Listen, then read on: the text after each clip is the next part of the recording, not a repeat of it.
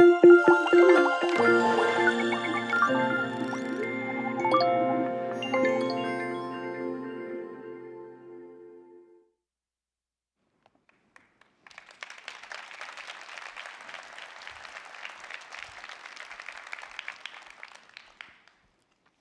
morning, ladies and gentlemen. How many of you are here for the first time at WWDC? That's fantastic. It's great to see so many new faces every year. My name's Stuart Cheshire, and we're going to be talking about networking. I'm going to start by covering some topics that affect the performance of your app. There's hardly an app that exists today that doesn't make use of networking, and getting the best performance out of the network is really important. We're going to cover some technologies here that help you get the best performance. We're also going to cover some tips and tricks and guidance about how to make the best use of Apple's APIs, a little bit of news about new technologies on the horizon, and then my colleague Jiten will go into detail on URL session. Let's start off with a State of the Internet update. Earlier this year, we hit a total of 4 million people using the internet. That's more than half of the world's population. And we're used to internet usage doubling and doubling. Clearly, when we're past halfway, the number of people on the internet can't keep doubling. So that growth is slowing down. But that doesn't mean internet growth is slowing down. There's a lot of growth in machine-to-machine communications, Internet of Things, smart homes. There's still a lot of growth in places like India and China. And there's a lot of people who have never owned a desktop computer who may never own a desktop computer. Their primary computing and communication device is their smartphone. And a lot of those smartphones are still using 2G networks. I'm sure most of us in this room are fortunate enough to live in places and work in places where we build our apps, where we have fast LTE networks. And that can be a handicap, because if you build your app so it works well on LTE, it may perform very, very badly on 2G. One of your competitors somewhere else in the world who builds an app that works great on 2G is going to be fantastic on LTE. So we have a tool to help everybody mimic some of the properties of these slower networks, and that's Network Link Conditioner. You should build your app running Network Link Conditioner right from the start. Don't think you can add in performance at the end, because it's too late. Always, always, always run and test your app using Network Link Conditioner, and that way, if you make a programming mistake that has horrible performance implications, you see it right away and you can fix it right away. Use tools like Wireshark and TCP Trace to understand the network performance of your app. It's a lot like using instruments to look at memory and CPU usage. If you haven't seen TCP Trace, it is a wonderful tool that produces graphs like this that let you see at a glance what's going on the network. If you want to learn more about that, check out the video from 3 years ago. IPv6 usage continues to grow. Why is that important? It's important because IPv6 is shown to have better performance than IPv4. And if you care about performance, you want to make sure not just your app, but the servers your app is talking to support native IPv6. Some places in the world are doing better in this respect than others. In the US, we're now up to 87% of mobile carriers offering IPv6. Other places like India are doing pretty well too. And let's focus a bit more on India. Here is some data that the networking team at Apple gathered earlier this year about TCP connection setup time and ongoing round-trip delay on cellular networks in India. The blue line is IPv6. And if we, for example, look at the 75th percentile, we can say 75% of TCP connections over v6 are set up in less than 150 milliseconds. The comparable number for IPv4 is worse than 325. It's more than twice as slow. So if you want fast, responsive applications for your users, get on IPv6 if you're not already. Another technology that improves performance by reducing packet loss and retransmission is explicit congestion notification.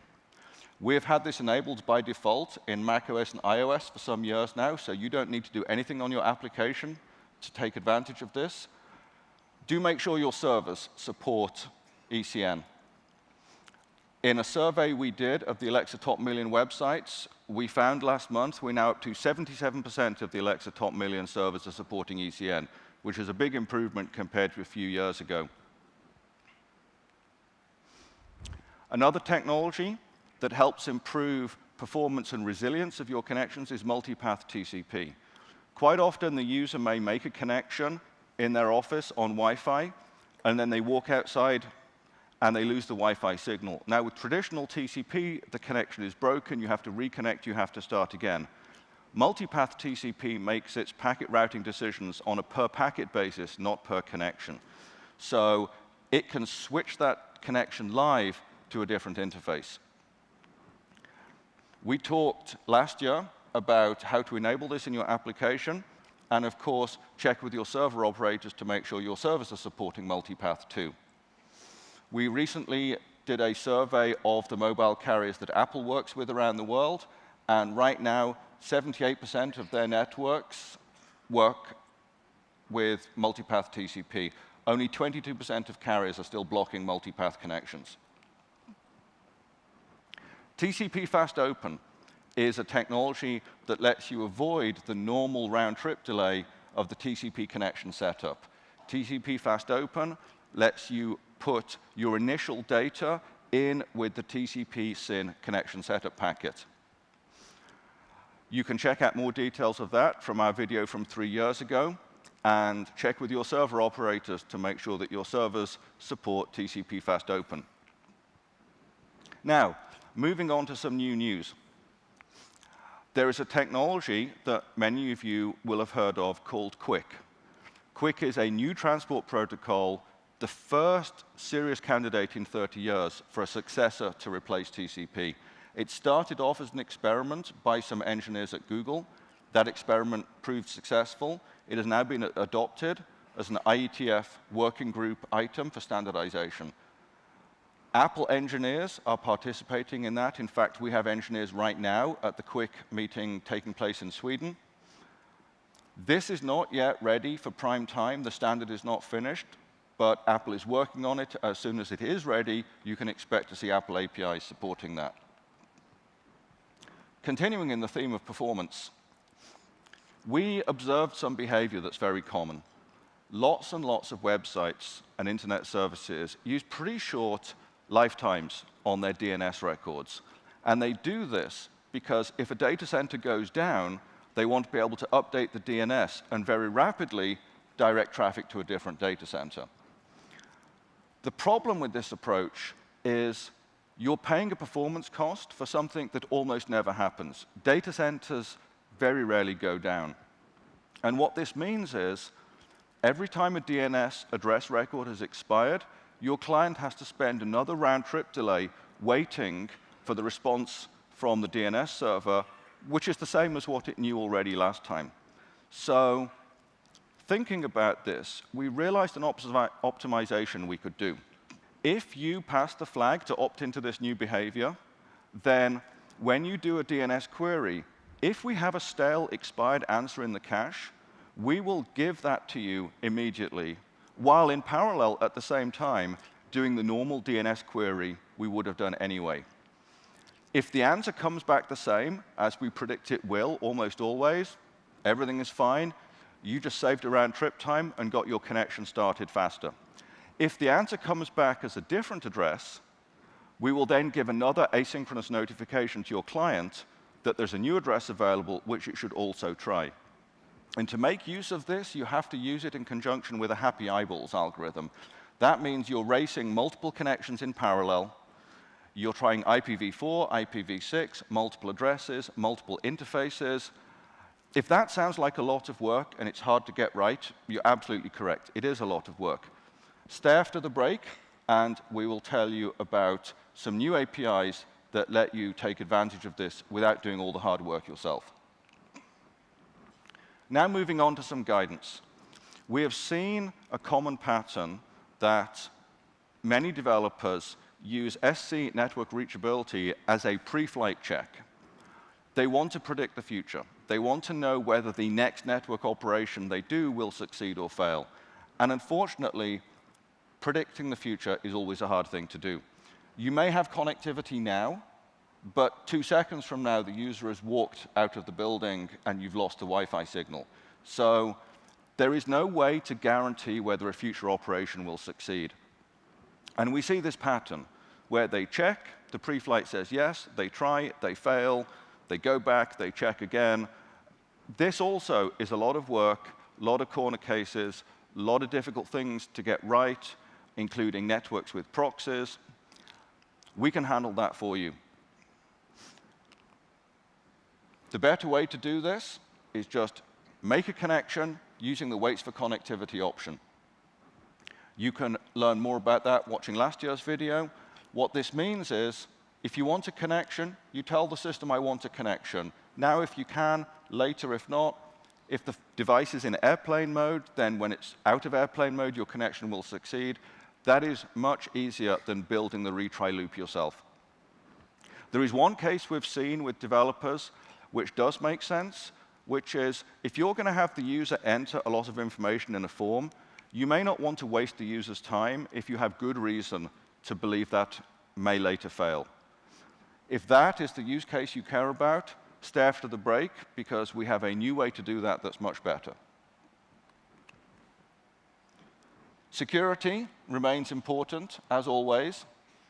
After 10 years of using TLS 1.2, the internet is now ready to move to its successor, TLS 1.3. It has a number of improved security features. It has reduced connection setup time, similar to TCP Fast Open. That standard is now final. The final draft was approved for publication by the Internet Engineering Steering Group earlier this year. We are waiting for the actual published document to come out of the RFC editor, and when that does, we'll be turning on TLS 1.3 by default. Right now in your seed, it's not turned on by default. You can use the instructions here on iOS or macOS to enable TLS 1.3 in your applications. And we encourage you to do this right away, because later this year, when TLS 1.3 is turned on by default, you don't want to risk problems with your servers not being compatible. So test them right now to make sure everything will go smoothly when the switchover happens later this year. Another element of security that's new is certificate transparency. You've probably heard cases where certificate authorities, either through malice or incompetence, issue rogue certificates to entities that they should not. The solution to this is something called certificate transparency logs. Every legitimate certificate authority now issues a public statement of every certificate it issues, and those are recorded in public logs for anybody to inspect. And this means that if a rogue certificate authority issues a bogus certificate, if it publishes it, they will immediately get caught. And if they don't publish it, they'll be caught by the client. This is the setup you're probably familiar with. The new entity here is the log. When a certificate authority issues a certificate to a server, it also records that with the log, and the log gives the server a signed affidavit that its certificate has been publicly recorded. And then when the client connects, the server can give all that information to the client, and the client can verify that not only is this a signed certificate, it is a publicly logged signed certificate. Now suppose we have a rogue certificate authority that doesn't publicly expose the rogue certificates it's issuing. The client will reject that because it doesn't have the affidavit to attest to it being recorded in a public log. Starting later this year, we will be enforcing this. All newly issued TLS certificates must include the verification that they are publicly logged. And if they're not, then the client will reject it. Your apps don't need to make any changes, but if you have TLS certificates for your servers, make sure that your certificate authority is recording them in the public certificate transparency logs. Now we have a bit of news for hardware developers. The Bonjour conformance test is a tool that lets you verify that your hardware devices implement Bonjour correctly. You need to run this test if you want to use the Bonjour trademark name and logo on your packaging. You need to run this test if you want to bundle the Bonjour for Windows installer with a Windows application. And if you want to use the AirPrint, AirPlay, CarPlay, HomeKit logos on your packaging, passing the Bonjour conformance test is a part of that logo licensing process because reliable Bonjour is an essential part of those products. But more importantly, the value of running the Bonjour conformance test is it helps you improve the quality of your products. And that makes them more reliable, which makes your customers happy, which makes your customers not return the product to the store because they can't make it work.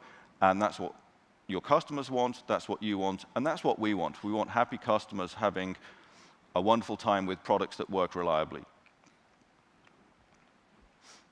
Now I want to cover API choices. 30 years ago, we had BSD sockets, and it was a great API 30 years ago. But 30 years ago, we didn't have mobile computers in our pockets. We didn't have wireless networking. We didn't have IPv6. We didn't have many computers with more than one network interface. If you had an Ethernet port on your computer, that was a fancy computer. Now, 4 billion people around the world have a multi-homed IPv6 wireless battery-powered computing device that does power management and goes to sleep to save energy. The world has become a lot more complicated. Many of you may be using third-party libraries which are built on that sockets foundation. Many more of you may be using URL session, and you may have assumed that URL session is also just a wrapper around sockets. Well, not quite. URL session is actually built using Apple's user space networking code network framework. And starting now in iOS 12, we are exposing that same API that URL session uses so that your apps can directly use that for making TCP connections and other appropriate use cases. If you're doing things with URLs and HTTP GETs, URL session is still your API of choice. But for the things URL session doesn't cover, we now expose network framework, so your apps can use that directly.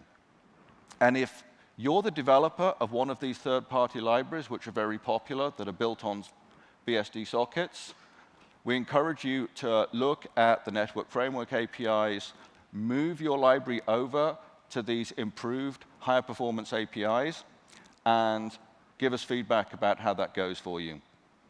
So to summarize, we really strongly recommend here and now in 2018 that you avoid using BSD sockets, avoid using libraries that are nothing but wrappers around BSD sockets.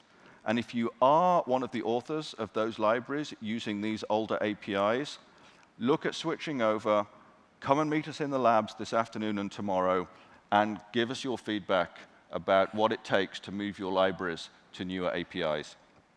And with that, I would like to invite my colleague Jiten to come up on stage and give you more details about URL session.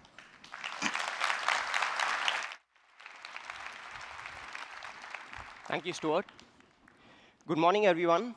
My name is Jiten Mehta, and I'm an engineer on the CF Network team. Today, I'll be talking to you about some networking best practices for your apps. Networking is an essential part of every application. Each year, you guys do a great job of adding awesome features to your apps. And today, I'll be talking to you about some simple networking details, details that can help make your app successful. Our agenda for today is going to cover 4 categories: reducing latency, maximizing throughput, increasing responsiveness, and making better use of system resources. Before that, let's quickly review URL session, the API you've been using. URL session is the recommended high-level networking API available on all Apple platforms.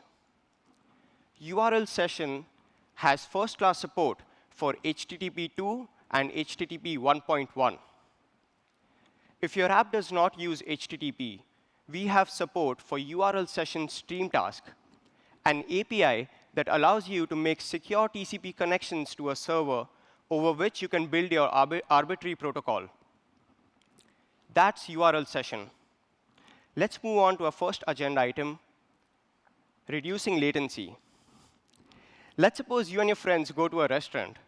The waiter walks up to you, and you say, "Can I get a glass of water, please?" The waiter says, "Sure," walks away, fetches you a glass of water. Your friend then says, "Can I get a glass of water too?" The waiter says, "Sure," walks away, and fetches your friend a glass of water. Wouldn't it be faster if the waiter took everyone's order at the same time and reduced the number of round trips? The idea to reduce latency is simple. Reduce the number of back and forths when you fetch a resource. Let's see how your apps can do this.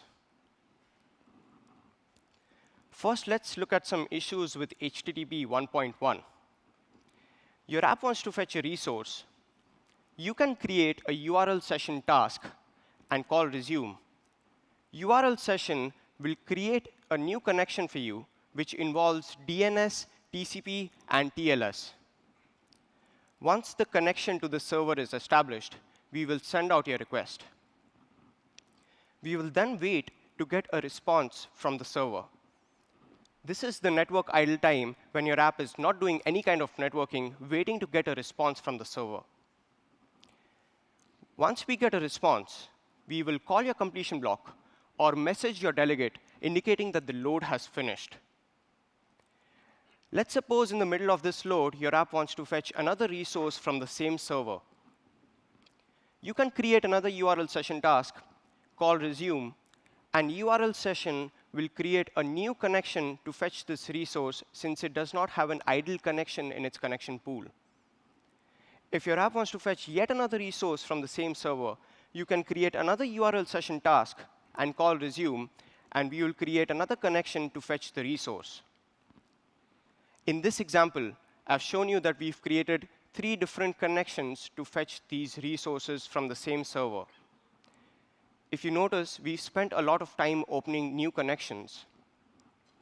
Let's see how this would look like if we used a single connection instead. This is a single connection case.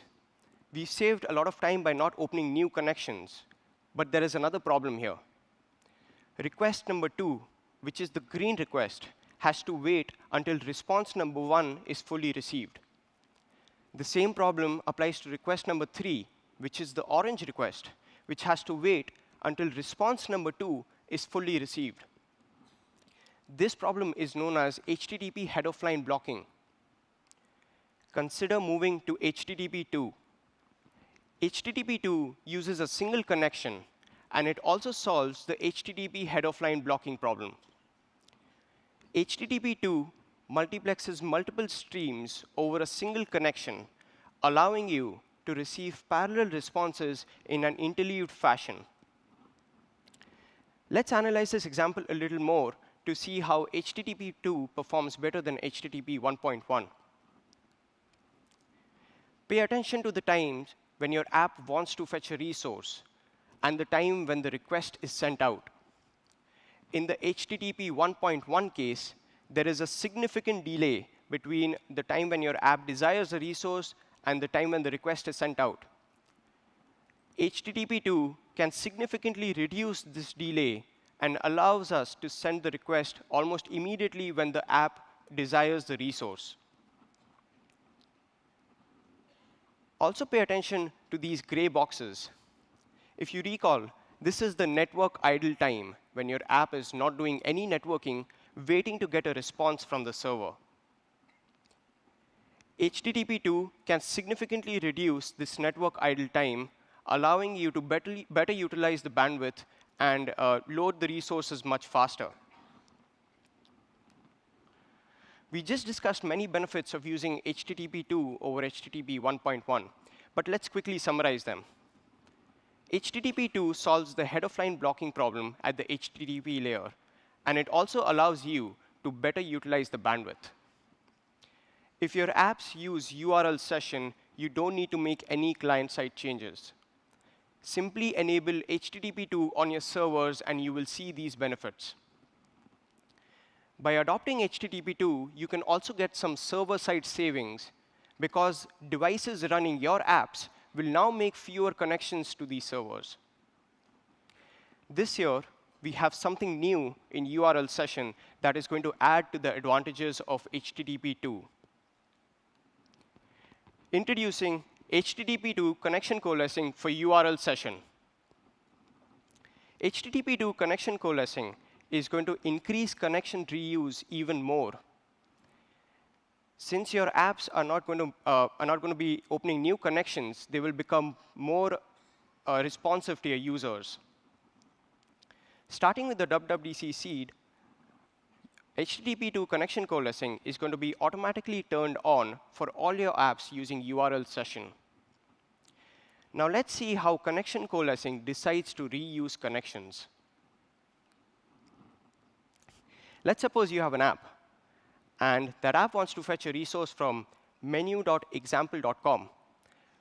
We open a connection to the server, and the server presents us with a certificate. If your app wants to fetch another resource from delivery.example.com, we open another connection, and the server presents us with another certificate. This is the old behavior, where URL session would create two connections to fetch these resources from the given host names. But if you look closely, the first certificate presented to us covers all the subdomains under example.com, which means delivery.example.com is covered by this first certificate. Also notice that delivery.example.com resolves to the same IP address as the first connection. At this point, it's safe for us to assume we are talking to the same endpoint and reuse the connection instead of opening a new one when we want to fetch the second resource. This saves us time by not opening a new connection and makes the load much faster. That's HTTP2 connection coalescing, new in iOS 12 and macOS Mojave. Now let's see how using fewer URL session objects can help reduce latency. All the benefits of connection reuse that we just discussed in the previous slides are applicable only if you use the same URL session object to create your tasks. It's also important to know every URL session object has a connection pool. And when you create multiple of these URL session objects, you don't get any benefit of connection reuse. It's also important to note that URL session objects are fairly expensive to create and have a non-trivial memory footprint. As we have in the past, we continue to advise you to use fewer URL session objects. Let's move on to our next topic for the day, maximizing throughput. Coming back to our restaurant example, the waiter checks up on you, and you say, "Can I get an order of grilled chicken tossed in creamy tomato onion gravy made with a lot of butter?" Now, that's a mouthful. Wouldn't it be easier if you just said, "Can I get butter chicken?" The idea to maximize throughput is the same, where you reduce the number of bytes that you transmit when you want to fetch a resource. Let's see how your apps can do this. Let's look at a couple of ways to reduce the request size. Pay attention to HTTP cookies. They are not free and have a non-trivial cost in storing and looking them up. Cookies are attached to all the requests that match the domain and path attribute, and it can quickly increase your request size. Please use the domain and path attribute wisely to make sure cookies required by the servers are attached to your requests. Use smaller cookies when possible, and delete these cookies when you no longer need them. Try to save some state on the server so you can reduce the number of client-side cookies. Also consider moving to HTTP2 to get benefits of header compression. Let's talk a little more about compression. HTTP compression, also known as content encoding, is simply compressing the data that is shuttled between the client and the server. This allows us to better utilize the bandwidth. The algorithms that URL session supports and recommends are gzip and Brotli. Gzip is widely supported and is relatively fast. Brotli support was introduced last year in iOS 11 and macOS High Sierra. Brotli is optimized for structured text and HTML, and it has the best compression ratio on short data. Please enable compression on your servers if you haven't done so already. Let's move on to our next topic for the day, increasing responsiveness. Coming back to our restaurant example, you're here in San Jose for WWDC, and you decide to meet up with some old friends. You and your friends are sitting at the restaurant table. Your drinks are here, but you would like some more time to catch up with your friends before the food comes out. You can simply tell the waiter, "Can you please bring out our food after some time? We are in no rush." The same concept can be applied to responsiveness, where you mark your tasks with priority depending on the other tasks that you're doing. Let's see how your apps can benefit from this. You might be familiar with these 5 QoS classes associated with dispatch queues and NS operation objects. They determine the CPU scheduling policy.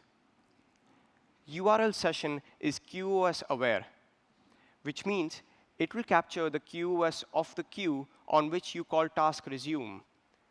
And all the messages that it sends to your delegates will respect this QoS. Let's take an example. If your app wants to fetch some data which is not time critical, consider resuming that task on a queue which has background QoS to make sure this task does not contend for CPU with other higher priority work that your app might be doing. Network service type is the property on the URL session configuration object that allows you to classify your network traffic that helps the system prioritize the data leaving the device. This year, we have a new network service type, responsive data. Responsive data is slightly higher than the default type, but should be used judiciously. An example where you might want to use responsive data is if you have a shopping app and you are on the checkout page. You might want to mark your payment request with responsive data to make sure you get a quick response from the server. Traffic marked with the network service type property will maintain this tag across all the hops when on a Cisco Fastlane network. For more information on this API, please view the WWDC session from the year 2016. Last year, we introduced the URL session adaptable connectivity API, Waits for Connectivity. Waits for Connectivity will simply wait instead of failing the load when your task does not have connectivity. In the past, you've been using SC network reachability to do a pre-flight check before you send out your request. But as Stuart pointed out a few slides ago, there is a race condition where the system might tell you that you have connectivity to a server, but by the time you create and send your request, you've lost your chance and you're no longer connected to the server. We recommend using Waits for Connectivity, which will simply send out your request as soon as a connection to the server is available. Optionally, you can implement the task is waiting for connectivity delegate method, which gets called when your task does not have connectivity. This can be helpful to present the user with a different flow or an offline UI for better user experience. For more information on this API, please view the WWDC session from last year where this API was introduced. Now let's move on to our last topic for the day, making better use of system resources. Coming back to our restaurant example, you like the food at this place so much that you decide to come here for dinner the next day. The restaurant has a delivery service where you can place your order today, and they will deliver the food to your house the next day. This not only saves you the time and effort to go and pick up your food, but it also helps the restaurant prioritize their work based on your deadline. Let's see how your apps can make better use of system resources to be more efficient. Background sessions have upload and download tasks. These tasks use system intelligence to decide when to start and when to stop or download based on various factors like battery, CPU, Wi-Fi, etc. If your app wants to fetch a large file, consider using background sessions. These tasks run out of process, which means your download will continue even when your app is in a suspended state. For more information on background sessions, please view the WWDC session from the year 2014. Caching is a great way of reducing latency, but it's important to note that caching might result in disk I/O. In the real world, we've seen some apps write several gigabytes of data to disk each day, which can cause severe flash storage degradation. Please don't cache unique content. Let's take an example. Let's suppose you have an app, a dating app, and you are responsible for the networking code of that app. This app loads user profiles with high-resolution images. It might be wasteful to cache these high-resolution images because the user might swipe left, move on to the next profile, which means the images that you just cached are probably not going to be requested again. Please consider making client-side changes by adopting the will cache response delegate method to decide what resources should be cached. If you own the servers, please consider using cache control headers to decide what resources should be cacheable. Let's quickly go over some of the key points that we discussed today. Number one, order all your food at the same time when you go to a restaurant. I'm just kidding. Move to HTTP2 today to get wins like header compression, connection coalescing, and no head-of-line blocking. Use fewer URL session objects to reduce latency by reusing connections. This also reduces the memory footprint, so it's better use of system resources. Reduce the request size to maximize throughput. Pay attention to QoS to increase responsiveness of your apps. And finally, use background sessions when you can to make better use of system resources. For more information on this session, please visit this website. Now we'll have a short break. And after the break, we'll introduce you to Network Framework, a modern alternative to sockets. I would love to see you all at the networking labs, which are going to be held today and tomorrow. Thank you all for being here, and I hope everyone has a great rest of the conference.